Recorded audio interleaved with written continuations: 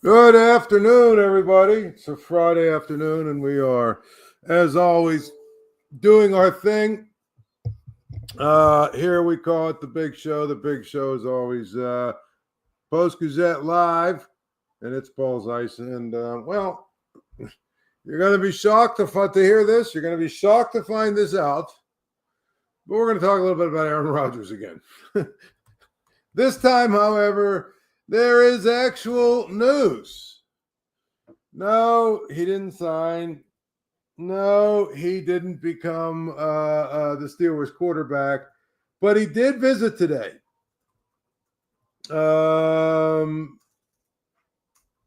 It's one of those things where it sounds to me like the problem and the issue isn't contract. I know there's a lot of people think that sit here and think, well, it's a situation of where he's trying to hold them hostage and all this other stuff. That's not the case. Not at all, actually. It's a contract that's been in place, pretty much the framework of what it would look like. And it sounds to me like they're probably going to try and get it done, but they're not there yet. But I've been saying this for a long, long time. And I guess, the only way we'll find out if I'm actually right or correct is if there's at some point a press conference where we're able to ask him questions. But I would be willing to bet that the biggest thing that Aaron Rodgers is trying to figure out, again, does he want to play anymore? He's 41. He's played, 18, 19 years. He had a major surgery, not that long ago. His body is probably beat up. He's got enough money, He's also got some situations already in place where he can make money as a broadcaster. So at the end of the day, he has a Super Bowl ring. He has money. He's played a lot. I bet he is actually contemplating retiring. I don't think for 1 second he is holding the Steelers hostage or whatever the stupid storyline is. I don't believe that for 1 second. Honestly. I think when you look at the reality of it is he's an older player who's trying to figure out. Here, I just looked it up just for the hell of it. I just looked it up. He's made $380 million in his career. Pretty sure he can retire if he wants to. And I think one of the things you find out are there are a couple of different kinds of players that continue to play, deeper into their career than they should. Some are players that just need money because they blew all their money, right? Early in their career, they made a bunch of money, but they blew it all, living the bling lifestyle or whatever we call it. And so they need to keep playing because they need to keep getting contracts because, they've got 15 people on their payroll, mom, dad, aunt, uncle, whatever. So they got to keep playing because they need money. Aaron Rodgers doesn't need money. Not at all. He's made $380 million in his career, and if you know anything about him, he lives a pretty modest lifestyle. I'd be willing to bet he's got more than enough money for him and generations to follow him. The second kind of player that just keeps playing out the string, guys that are obsessed with Super Bowl rings or legacy. I'm fully convinced Ben was one of those guys. He probably played 1 or 2 years longer than he needed to because he was chasing that, that extra Super Bowl. If he could just get that third ring, it would put him in a completely different category. There's guys like that all the time. They're chasing a legacy. Aaron Rodgers already won a Super Bowl, and guess what? In listening to the guy talk, I don't think he's obsessed with winning. I don't. That might actually be a bad thing in some ways, but I don't think that his entire life is revolving around his legacy of trying to win another Super Bowl.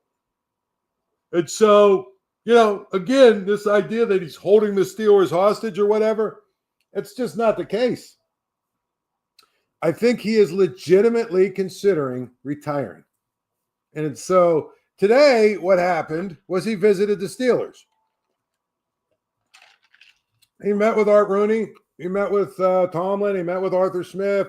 Met with some of the coaches.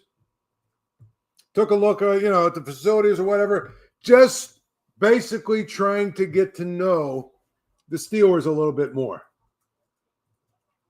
And I think my sense is he probably did it because he understands the Steelers are on a timeline. He's not necessarily on a timeline, but he understands it. He understands the way that it goes. The Steelers would like to get an answer soon, even though he's taking his time because he wants to make sure. Because, again, the worst thing he could do is say, I retire, I'm done, and then he finds out, in September or October, I'm really not done. But there's this thing in the NFL a lot of coaches subscribe to, which is if you're thinking about retirement and you say you're retired, you're retired. Even if you want to come back, it's going to be hard for you really to get back into what you need to do. So to me, I look at it like this. He wants to make sure that he is actually going to play with his whole heart and go all in with the Steelers. Or is he going to retire and be comfortable, being on the Pat McAfee show or whatever he's going to do and not play football? That's really what has been the holdup here. The Giants and the Steelers are involved in it. It sounds like he favors the Steelers over the Giants, but I don't really think that he's even gotten to the situation to the point yet where he knows where he wants to play. I think he's in a situation where he really wants to figure out, does he want to play? And, I know it's frustrating for fans. I know it's frustrating for, everybody else, but he's earned it. Whether you like him or not, he's earned it. And I'm always amazed, too, by people that just hate Aaron Rodgers. Most of it is irrational. I mean, okay, he didn't want to take the vaccine and he lied about it when the media was giving him a hard time about the vaccine. Okay, big deal. If that's the worst sin that a guy has committed, then he's probably in the top 10% or 20% of good guys in the NFL. This thing that he's a prima donna. I've never heard teammates say that he's a prima donna. In fact, most teammates that I've heard quoted about him all say they really enjoy playing with him, that he's a good teammate. So what are we talking about here? I think that, again, he's a polarizing figure, and I get it. I understand it. But I think that if you can take your emotions out of the equation, take the way you feel about Aaron Rodgers out of the equation, take the way you feel about the Steelers out of the equation, I think you see that this is just sort of a run-of-the-mill situation of where here's a guy that doesn't know if he wants to play anymore. He's contemplating retirement. Again, 2005 was his first season. I'm not the best at math, but this will be his 20th season, if you think about it. It's a long time to play football. He's only won the one Super Bowl, but he's, been to the playoffs. He's won a lot of games. He's had all of the come from behind wins, all the other stuff. I mean, his legacy is what it is. If he comes to the Steelers and they win a Super Bowl, I mean, obviously adding a second one, I guess, matters, but it doesn't really matter that much, does it? He is what he is. And I think that's the key. Always. When we sit here and try and analyze all this stuff, a lot of times people do it in a way where I think they are I think that they're basically using their emotions and attaching their emotions to it.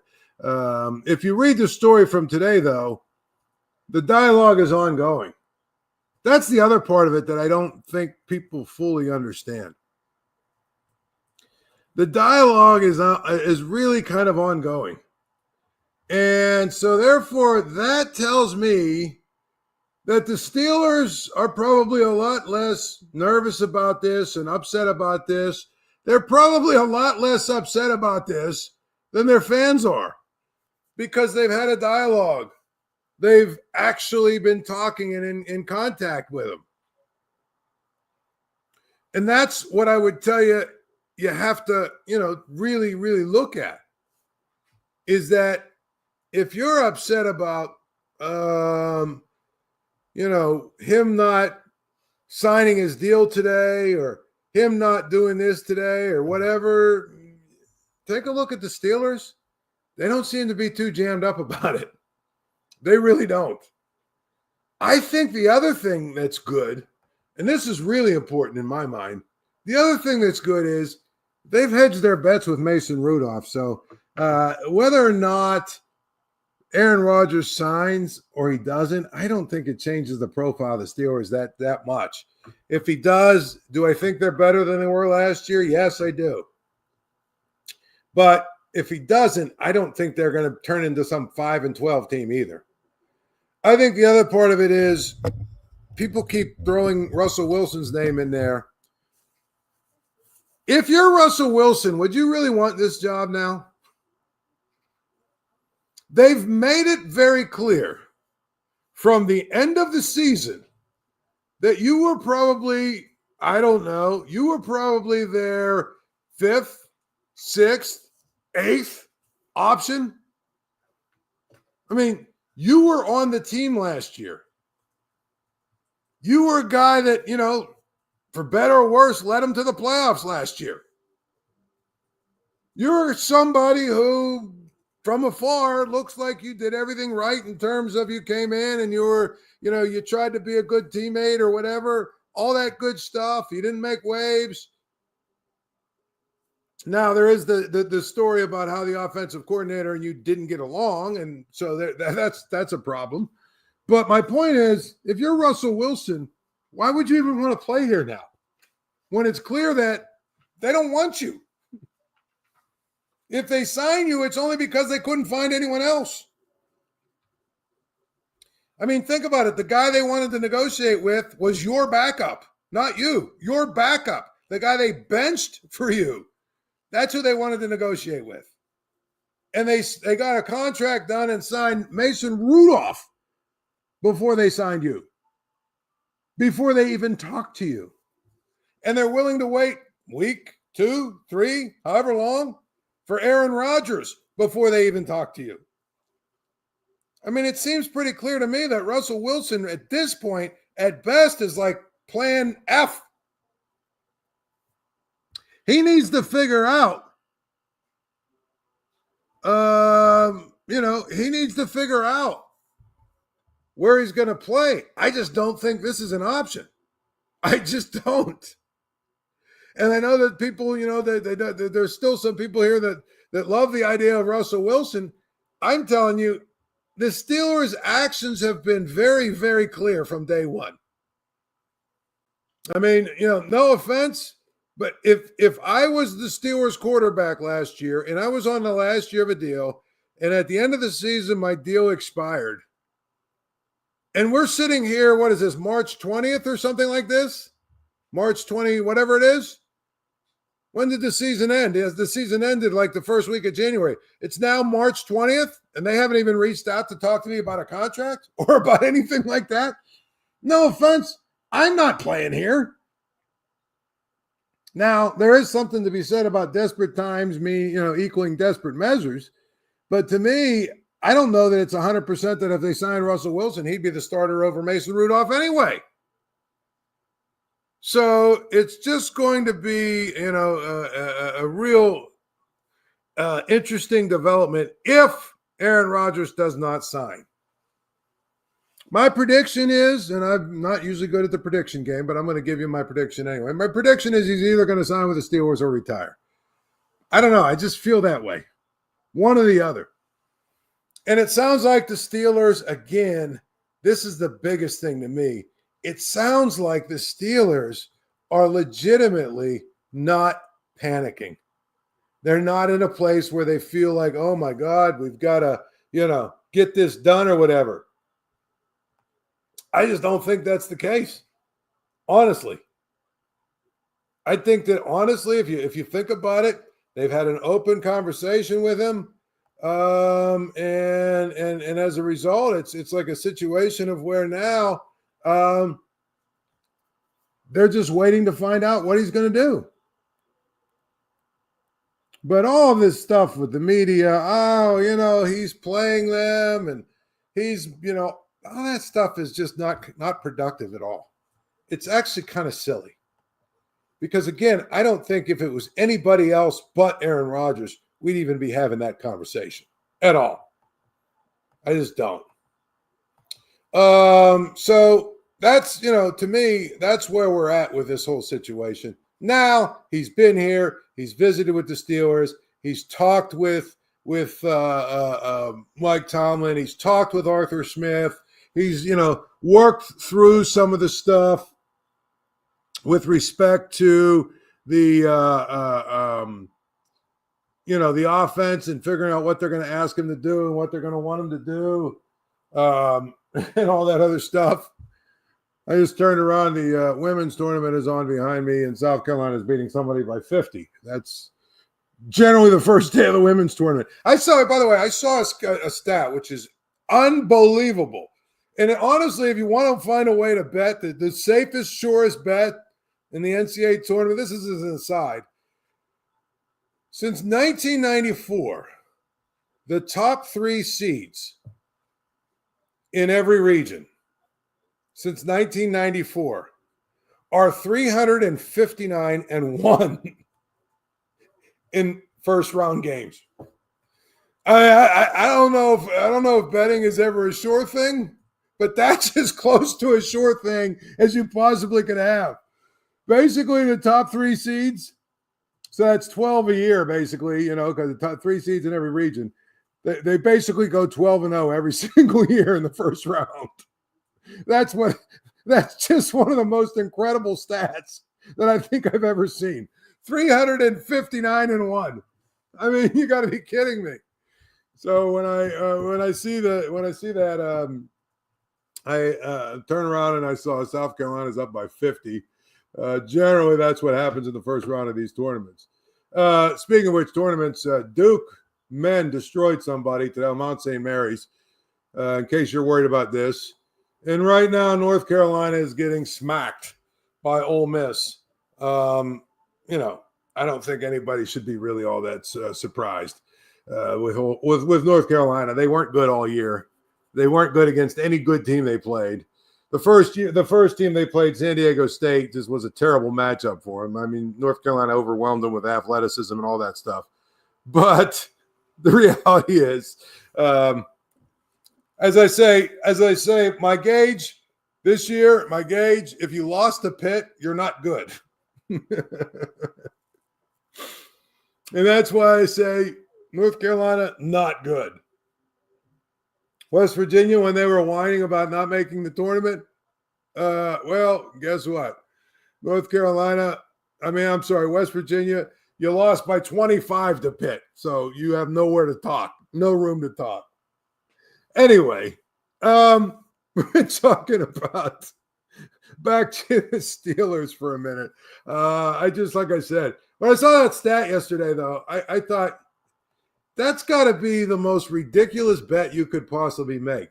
And honestly, if I was able to get to the casino, I think I would have bet on all 12 of the top seeds, a 12-team parlay, the top 12 seeds, bet them all because they go 12-0 every single year.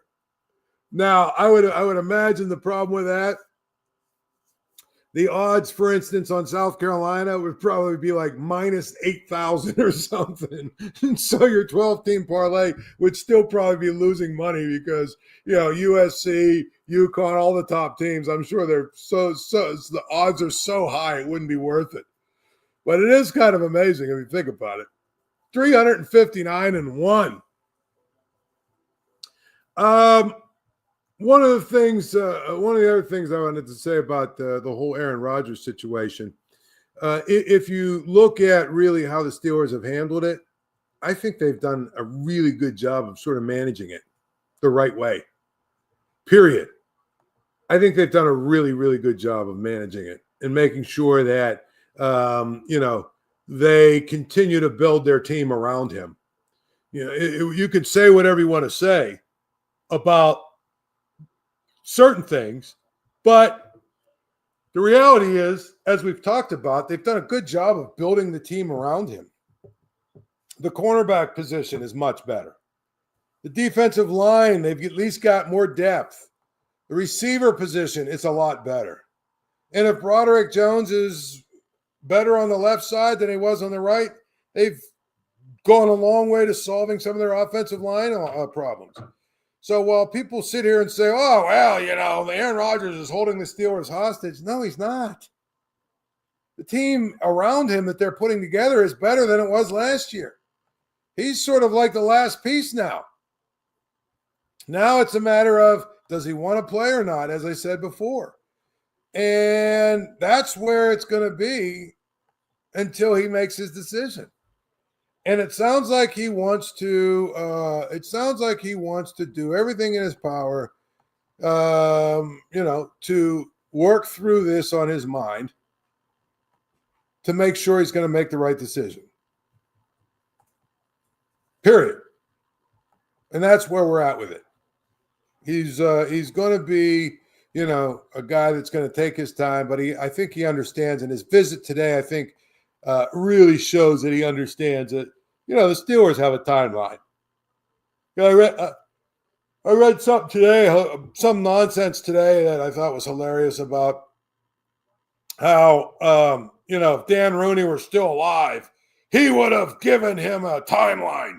He would have said, you either do it by this day or not. It's nonsense, okay?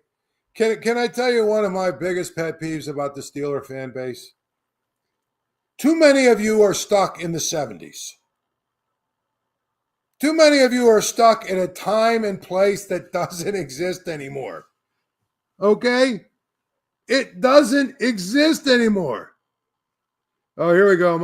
Mountaineer fan is upset at me because I said West Virginia. Actually, Mad Mountie, you didn't listen to what I said. I said North Carolina isn't good. What I said about West Virginia is, yeah, they probably should be in the tournament, but guess what? When you lose to Pitt by 25, you don't deserve to be anything or anywhere. That's what I would say. That's what I was saying. So please give me a break. I mean, all of you are so damn sensitive about all of your teams. Give me a break, will you please? West Virginia, they probably should be in the tournament. I get that. But guess what? When you lose to Pitt by 25, shut up. That's what I'll tell you. Anyway, back to the Steelers. Like I said, the problem that people have with the Steelers, a lot of Steeler fans have, is they're set in their ways. They believe that the Steelers, can do business the way they did it in the 70s and 80s. And guess what? That's going to be good enough. No. Modern day athletes don't want to don't want to be pushed. They know their rights. Their agents know their rights. And it's the same thing. It's the same thing with respect to these college athletes. Everybody's upset and say, "Oh, well, back in the day, Bobby Knight or who the tough guy coaches from the old days. They would have never put up with this. Bear Bryant, they would have never put up with this." Yeah, guess what? None of those guys would be able to coach today. None. Not a single one of those guys would probably be able to coach today with modern athletes, number one, and the ability, everyone has the ability to make money and transfer whenever the hell they want to. Guess what? Did you ever see the movie The Junction Boys with Bear Bryant? Where he put those guys through that brutal training camp when he was at Texas A&M. I think he was at Texas A&M. Guess what? That would have been his first and only year coaching ever. Even guys like Nick Saban had to get out of it. You think Nick Saban wanted to retire? You think Roy Williams really wanted to retire these guys? No, they just understand. Look, they're old school coaches, and it's not flying anymore. And it's the same thing with the modern day athlete when it comes to the Steelers. Dan Rooney would have given him a timeline and all this other stuff. Well, guess what? If that was the way he was going to do business in today's climate, he wouldn't be able to sign anybody. Because all of these players know their rights, they know their value, and they know that basically they control the process.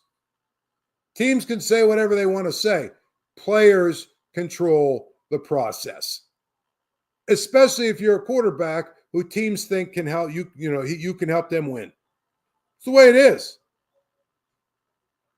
And so when it comes to this kind of thing, what Aaron Rodgers is doing is not unusual, number one. Number two, this idea that somehow they need to put him on a timeline is silly.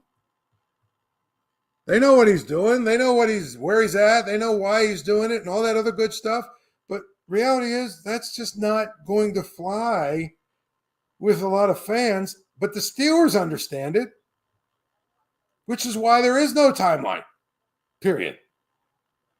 It just isn't. There isn't going to be one. I don't think you understand that, some of you, but just I can look at the comments and know that you don't understand that. You cannot ever make guys make decisions they don't want to make. And again, the old school mentality is not going to work with today's athletes. It doesn't mean that, there's not, some things that you can dictate and all that other good stuff. But what it does mean is that some of these antiquated ideas about what you could have done in the past, you can't do it anymore. I mean, I just don't think people fully understand that this is a whole new world we live in. It's a completely different world that we live in. And so you have to, understand that and go from the standpoint of, hey, the Steelers are doing it the way they need to do it if they really want Aaron Rodgers. If they didn't want Aaron Rodgers, they would have said, you know what, you've got a week, and if you don't want to do it in a week, then go. That's not what they've done. Why? Because they want Aaron Rodgers. Period. And they want to make sure he's their guy and that they have a chance to get him. By the way, the game is always on at Archie's. Get down to Archie's on Carson Street. Archie's is the home of 80-cent wings, home of the Paul Zeise grilled cheese sandwich. So if you get down there, say hello to Archie for us. There's all kinds of basketball on all weekend. So Archie's is a great place to go to watch all of these games. And in order to enjoy some very good food, some very good drink, and everything else. Speaking of which, your Robert Morris Colonials today, they put up a valiant fight against Alabama. They, at one point, with about 5 or 6 minutes left, actually had a lead by 1 point. They actually, at times, took it to Alabama. But in the end, Alabama was just a little too big, a little too strong, a little too physical, a little too tall, a little too talented. And that's generally what happens, period. That's generally what happens. Both of these teams actually shoot the three reasonably well, and neither of them really shot it very well. If Alabama shot kind of the way they did, it would have been a much different game in some ways. But reality is, if you look at what Alabama did, they had 59% from the field, despite shooting, terribly from the three. That tells you that basically in the paint, they did whatever they wanted to do against Robert Morris. The reality is, if you think about it, for Robert Morris and their athletic director, Chris King, and everybody associated with it, the reality is now trying to figure out how to do it again next year. Because here is how the world has changed. They have a kid on their team by the name of Marion Dickerson, right? Really good player. Went to work today. Alabama couldn't do anything with him. Man, guess what? Now they have to figure out how to keep him. Because nowadays, they have to figure out how they're going to keep him because of the way that things go with respect to, all these guys want to get paid, period. They all want to get paid. That's all they want. And so I think that it's always important to note that they can say how much they love Robert Morris and want to be at Robert Morris and all that other good stuff. But here's the reality. If some bigger school calls their agent and says, hey, guess what? We're going to offer your guy $1 million a year.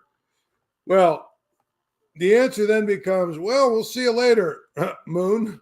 We'll see you later, Moon Township, right? And that's the thing. There are at least two guys on this team that are going to, be the subject everyone's going to come after, for sure. And they're going to be guys that they're going to have to figure out how to hold on to. There's a discussion about how they're going to have to hold on to their coach as well. And I love Andy. I think he's great for Robert Morris, and he's done a great job. But I think we're maybe assigning a little too much value to this NCAA tournament run. And the reason I say that is because if you look at his resume and what he's done at Robert Morris, it does not scream, every other team in the country is going to come get him. I mean, he's been 2, 4, 6, 8, 10, 15 years at Robert Morris. He's made the NCAA tournament twice. Okay. So, yes, he's done a good job. He's a great guy. He's great for the community and all that other stuff.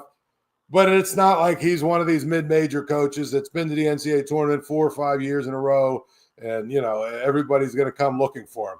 I would say that's probably the least of Robert Morris's headaches this offseason.